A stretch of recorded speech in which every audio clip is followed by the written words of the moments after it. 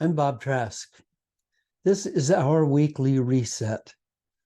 This is where we come together every week to put together our new week, to make sure that this next week is even better than the last week, and that we're more on the ball, more on purpose, have more meaning, and more squared away so that we can be not only more successful, but more joyful. Let's start off our talk today with a brief meditation, shall we? If you'll just please find yourself in a comfortable position, close your eyes, and begin breathing in through your nose. And as you're breathing, know that you're breathing pure grace, that marvelous intelligence, spirit, love of the universe, and that's all flowing through you and bringing you peace, bringing you peace right now. You can feel it. You can feel every cell and every muscle of your body relaxing, relaxing, relaxing.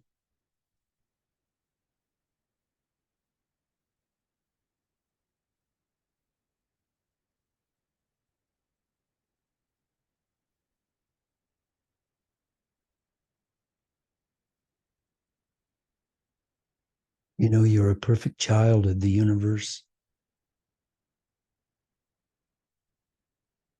and that you belong here.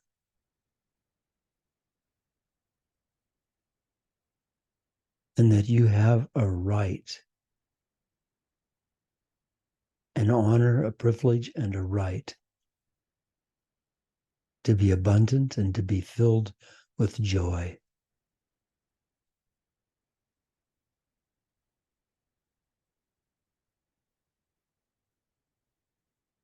Because your life can only be lived fully when you're in joy. That's your birthright.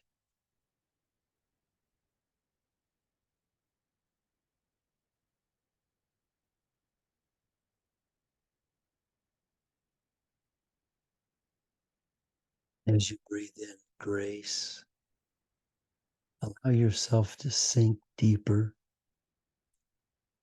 and deeper into this sea of grace. The sea of grace.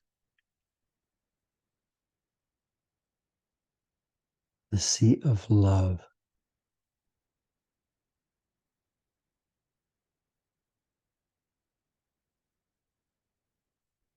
That's the nature of who you are, love.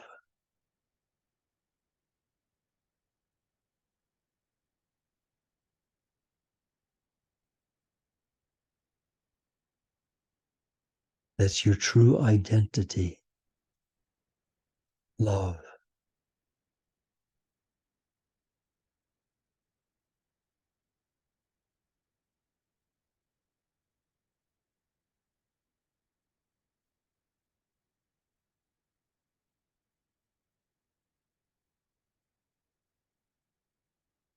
So as we go into our talk today, will you come please with your heart open and your mind open,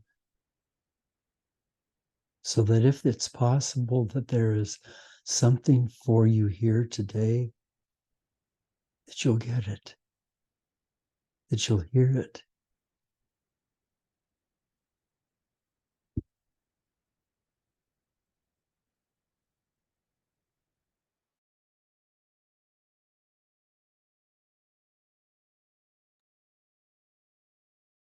So when you come back to us with this kindness, with this love, with this gentleness of spirit. with this peace flowing through you. And together we'll see if there's something we can gain. Thank you. Thank you.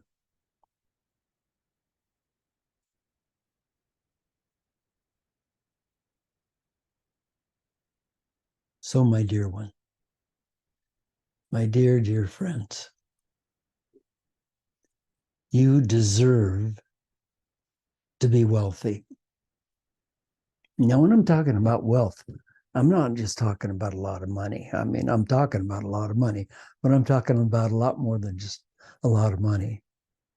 Because if you have a lot of money, then that should make you wealthy, right?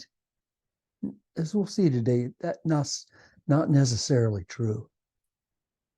Because you can have a lot of money and not be wealthy. To be wealthy, to feel wealthy, that's exciting. And if you're not wealthy now, then something's definitely wrong with this picture, because if you live in the United States, and if the wealth were spread evenly around among all of the citizens in the United States, you know how much you'd get? $343,000. $343,000. Did you get yours today? And the only reason I say today is because money has no energy unless it's moving. Like you could put money in a pillowcase and put it under your mattress. That's not wealth. That's not wealth. Money is energy. And unless that energy is moving, it's not wealth. So we're going to talk a little bit about how money moves and how money becomes wealth rather than just dollars, rather than just paper money. But before we go there, I want to know, are we under some kind of a belief that keeps us from being wealthy? Because a lot of us who grew up in a Judeo-Christian world think that we somehow are unworthy of being wealthy. That you have to be worthy, and you have to be special, and you have to be some way. And do we any of us think that wealthy people are smarter, luckier, given more opportunities? If so, those erroneous beliefs are simply excuses for not succeeding, because they're not true. And do you really want to have all the abundance you've dreamed of? Do you really? I mean, if you think about what you want. Now, forget about money just for a minute. Think about what you want. What would you really like to have? What do you really want? Want your own airplane? You want your own yacht? You want a big ranch with cattle and horses?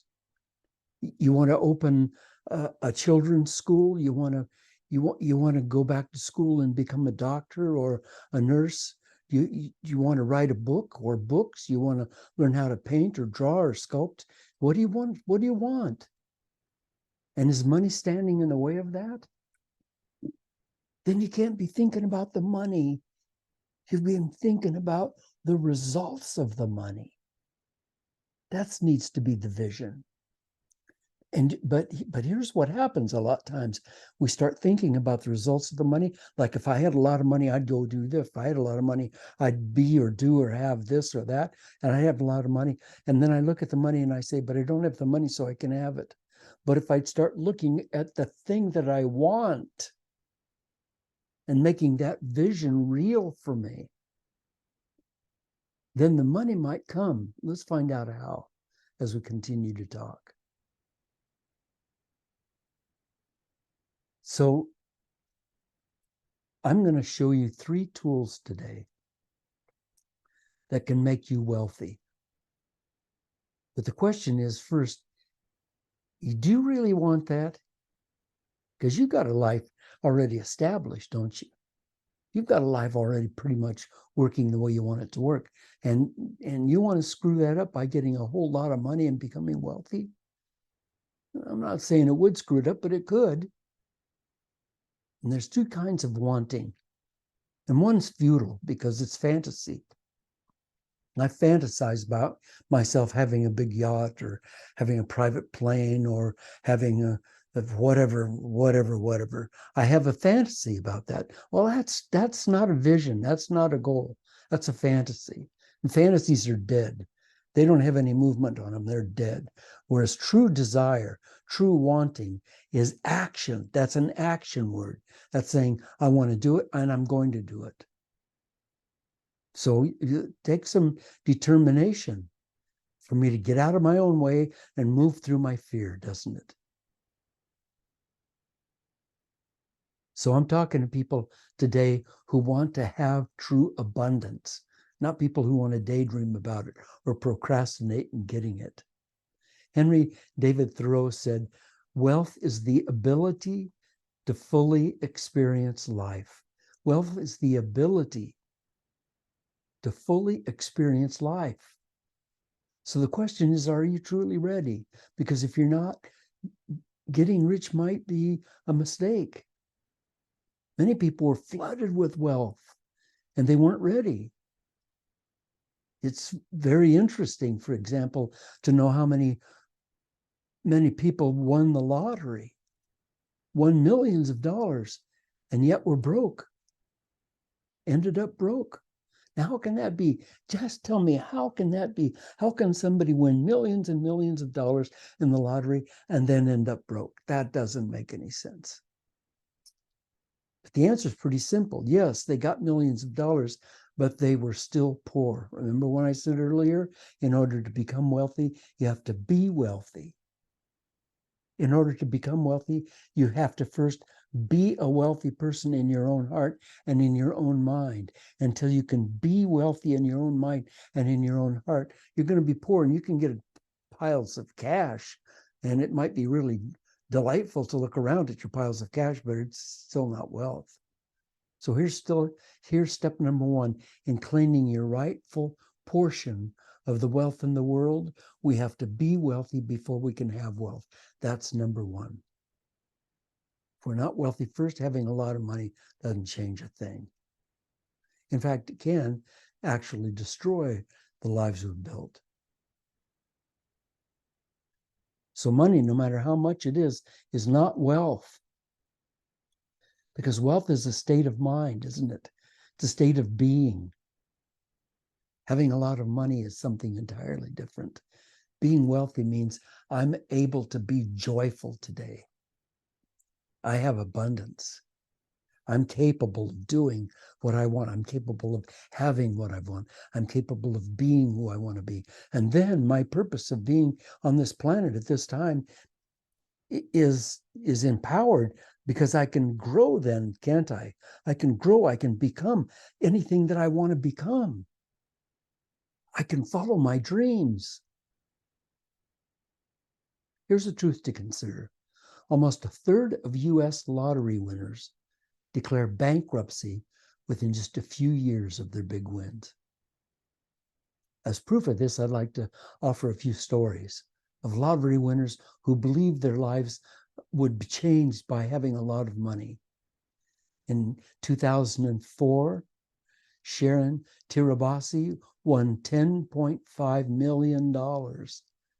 Less than 10 years later, she was riding a bus to a part-time job in order to support her children. All her money was gone. Alex and Rhoda Toth won $13 million. 16 years later, they were charged with tax evasion, filed for bankruptcy. And Rhoda was sentenced to 2 years in prison and fined $1.1 million. Janet Lee won $18 million. A few years later, she filed for bankruptcy with only $700 left. Lottery winners are more likely to declare bankruptcy within 3 to 5 years than the average American. Jack Whitaker, who won $315 million, told Time magazine, "I wish we had torn the ticket up. I just don't like Jack Whitaker." I don't like the hard heart I've got, and I don't like what I've become. Studies have shown that many winners struggle with suicide, depression, and divorce. In Canada, Gerald Muswagon won $10 million in 1998. 7 years later, he was broke and he hanged himself in his parents' garage. So lesson number one is to be wealthy first.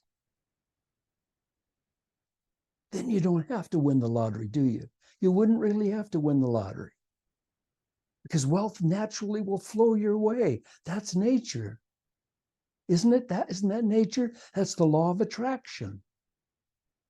You see, when you're already wealthy and yet you don't have money, you've created a vacuum, and nature will flow unlimited wealth into that vacuum.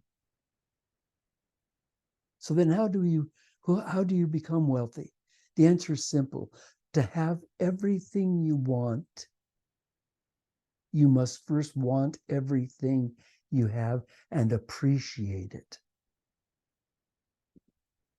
In order to have everything you want, you must first want and appreciate everything you have. Eckhart Tolle said, acknowledging the good that you already have in your life is the foundation for all abundance. What I'm talking about here really is gratitude.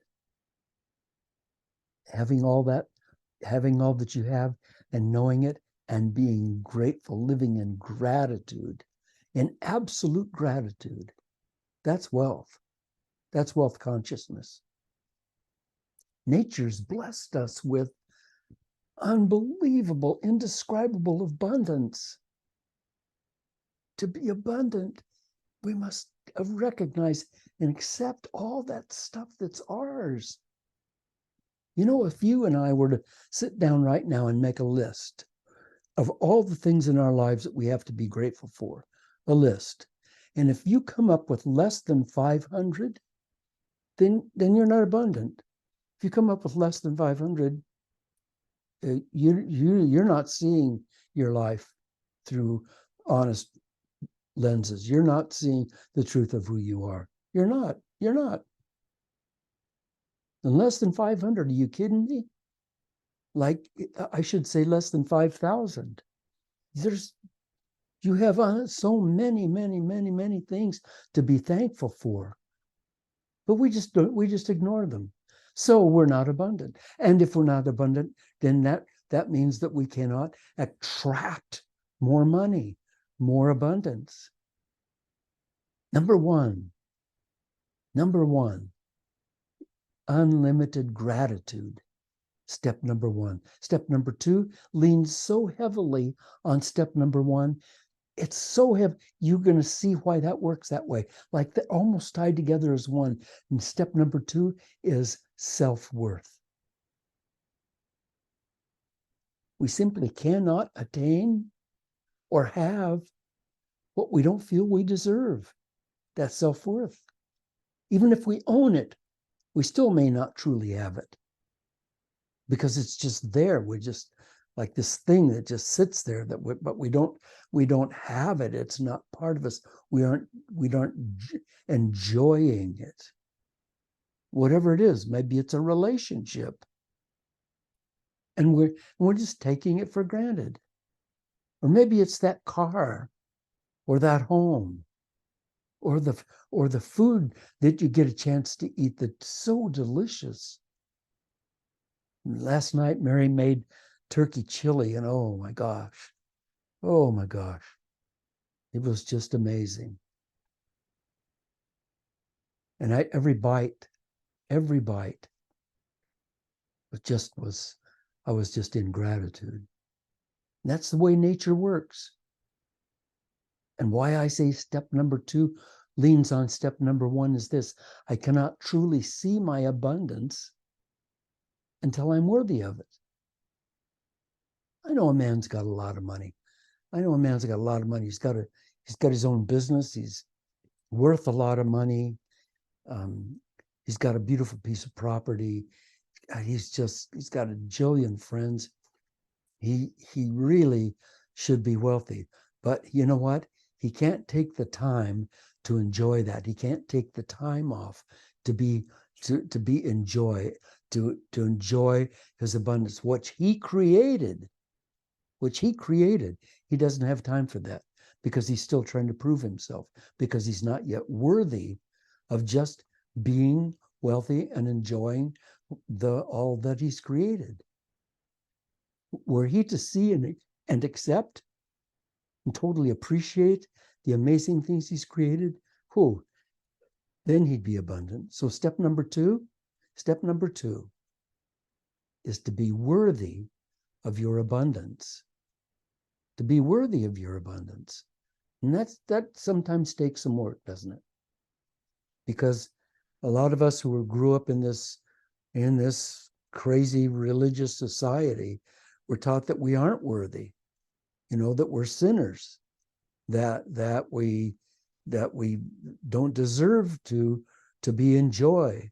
Jesus said the kingdom of heaven is within you. He didn't say, hey, be cool and say your prayers and make sure that you do all these right things and then you'll go to heaven after you die. No, he said the kingdom of heaven is within you. The kingdom of God is within you now. So if the kingdom of God is within you now, then you're worthy, completely worthy of having all the abundance that you can possibly dream of. And our third lesson today in becoming wealthy is this: we cannot be in the flow of abundance unless we're being valuable.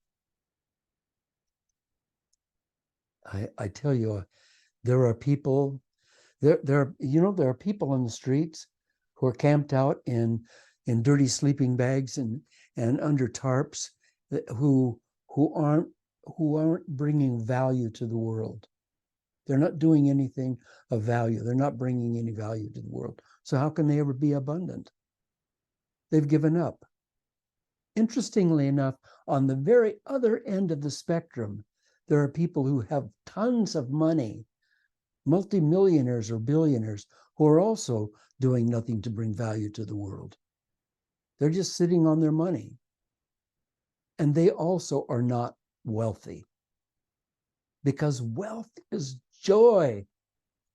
It's the joy of being alive, living, being alive, feeling the pulse beat of the universe flowing through you, feeling Great Spirit, Holy Spirit, smiling and laughing inside of you. And that happens when I'm giving, when I'm providing for others, when I'm being valuable. And that's, once again, that creates that vacuum, doesn't it? I mean, if you're willing to part with a few of your hard-earned dollars to help someone out who needs money, if you're willing to give some of your time, your precious time, and with nothing in return, don't give me anything back. I'm just doing this because I need to do it because I want to be valuable. If you give some of your talent, give it. Don't sell it, give it. Then you're being valuable in the world. You're bringing that incredible, beautiful you, the only one that has ever been in existence. We've got 100 billion people so far on the planet. You're the only one. Maybe, but there'll be trillions more. You're still the only one. Only you can do what you can do. Only you can see what you can see. Only you, just you. But if you're not doing that, then why should the universe reward you with abundance? I mean, why should that be?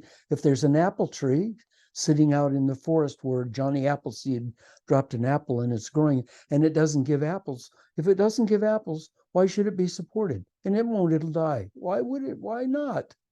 It has no value. You have to be valuable. You have to bring value to the world, and you have to do it every way you can and every day that you can. And I can tell you, a lot of people become really discontent with their partners, their business partners, or their marriage partners, or their brothers, or their sisters, or their parents, or their kids. They become really discontented with those people. And one of the reasons they become discontented with those people is because they're discontented with themselves, but they're not honest enough to say, it's me. I'm not doing anything with my life. I've got to be valuable. I've got to matter. I've got to show up. I've got to have a purpose. I've got to have meaning. And if they don't, then they find people to dump on, to get rid of their ill feelings on. So the third lesson today is to be willing to do your work, your good work. And nature then provides for you. And doesn't that make sense?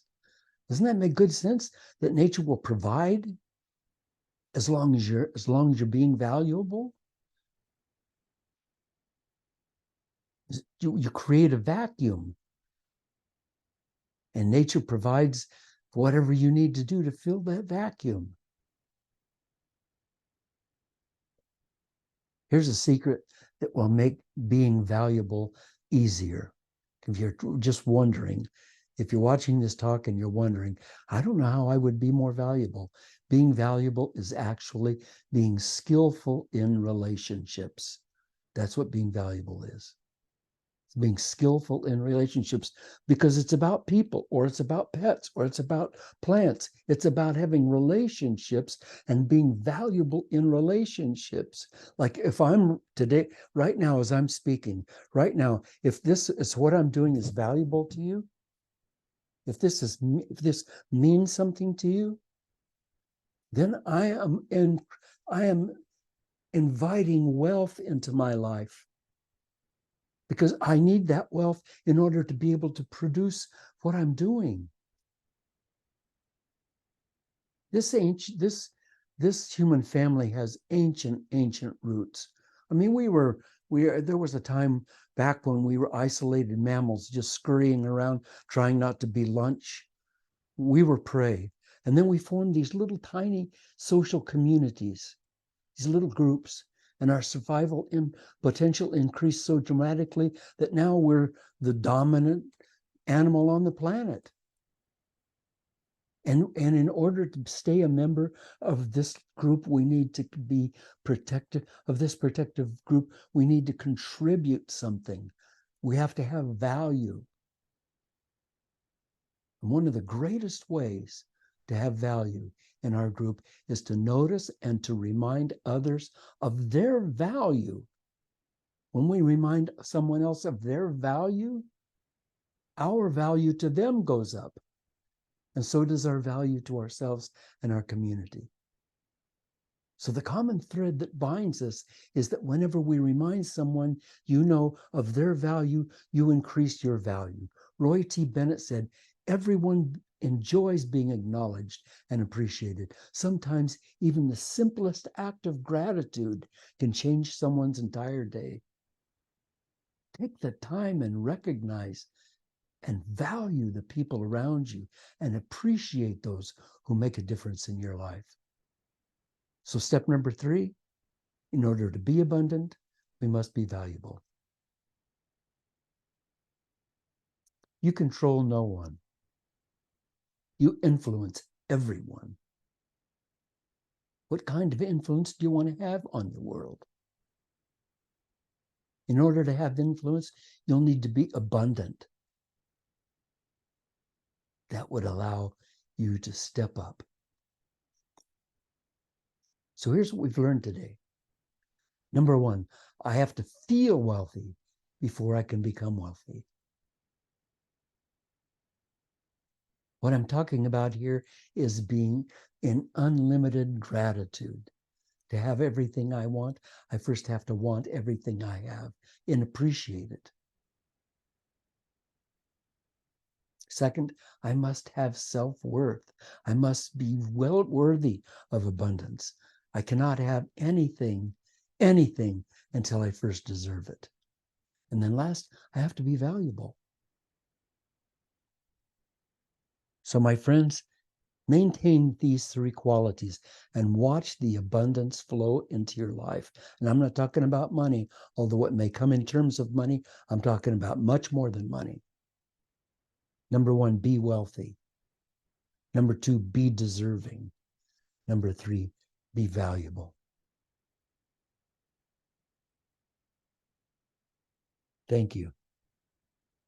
Thanks for being with me today. I so appreciate it. And if what I've said here today is valuable to you, then would you please do me the favor of going onto my website, bobtrask.com, and making a donation and help us keep these weekly resets going? Thanks.